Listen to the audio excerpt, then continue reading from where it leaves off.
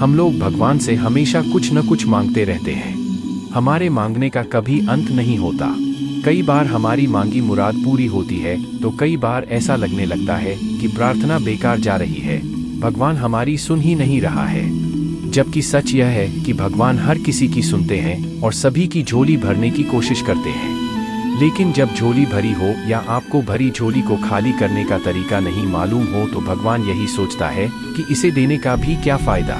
अगर आप वस्तुओं का उपयोग समुचित प्रकार से करेंगे तो निश्चित ही आपको आपकी मांगी गई चीज मिल जाएगी। लेकिन अगर आप उपयोग करना ही नहीं जानेंगे तो वस्तु लेकर करेंगे क्या। इस संदर्भ में एक रोचक कथा है। भगवान बुद्ध के एक शिष्य ने कहा, प्रभु, मुझे आपसे एक निवेदन करना है। बुद्ध ने उसकी ओर देखा जैसे कह रहे हों कि पूछो। शिष्य ने कहा कि मेरे वस्त्र पुराने हो चुके हैं, अब ये पहनने लायक नहीं रहे, मुझे नए वस्त्र चाहिए। बुद्ध ने शिष्य के वस्त्रों की ओर देखा। वस्त्र सचमुच बिल्कुल जीर्ण हो चुके थे।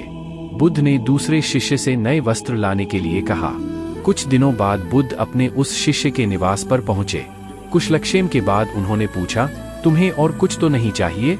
शिष्य ने कहा कि मैं इन वस्त्रों में बिल्कुल आराम से हूँ, मुझे और कुछ नहीं चाहिए। अब बुद्ध और शिष्य का संवाद शुरू हुआ जो इस प्रकार था।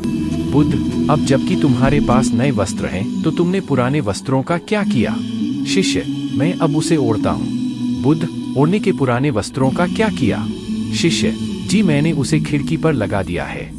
बुद्ध, तो क्या तुमने पुराने पर्दे फेंक दिए? शिष्य, जी नहीं, मैंने उसके 4 टुकड़े किए।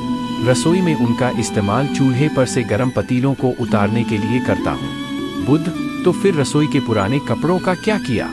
शिष्य, अब मैं उन्हें रसोई साफ करने के लिए प्रयोग करूँगा। बुद्ध, तो रसोई के पुराने वस्त्रों का क्या किया? शिष्य, प्रभु, वह अब इतना तार-तार हो चुका था कि उसका कुछ नहीं किया जा सकता था। मैंने उसका एक एक धागा अलग करके बातियां तैयार कर ली। उन्हीं में एक से कल रात आपके कक्ष को प्रकाशित था। बुद्ध शिष्य के इन उत्तरों से संतुष्ट हो गए। वे प्रसन्न थे कि उनका शिष्य वस्तुओं को बर्बाद नहीं करता और उसमें समझ है कि उनका उपयोग किस तरह से किया जा सकता है।